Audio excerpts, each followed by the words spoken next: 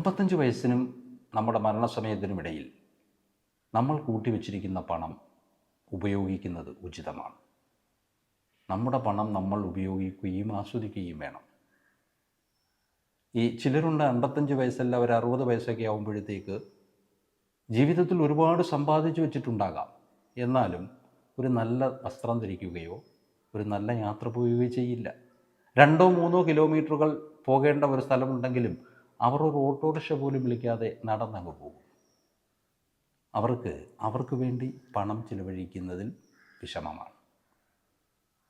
മക്കളുടെയും കൊച്ചുമക്കളുടെയും സാമ്പത്തിക സ്ഥിതിയെ ഓർത്ത് വേവനാതിപ്പെടുന്നത് നിർത്തുക.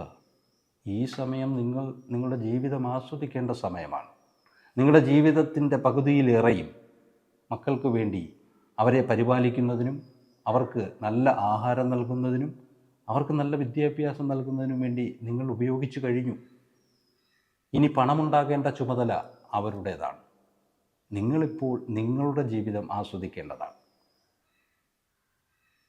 ജീവിതത്തിൽ ഇനി ഭാര്യയും ഭർത്താവും പരസ്പരം എപ്പോൾ വേണമെങ്കിലും നമുക്ക് നഷ്ടപ്പെട്ടേക്കാം. ഒന്നിച്ചുള്ളപ്പോൾ ജീവിതം ആസ്വദിക്കുക.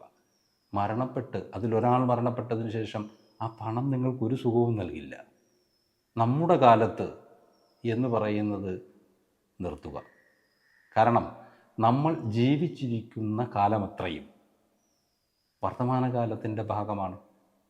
ജീവിതം ആസ്വദിച്ചു തന്നെ ഈ ലോകം വിട്ടുപോകുന്നതാണ് ഏറ്റവും ഉചിതമായ തീരുമാനം.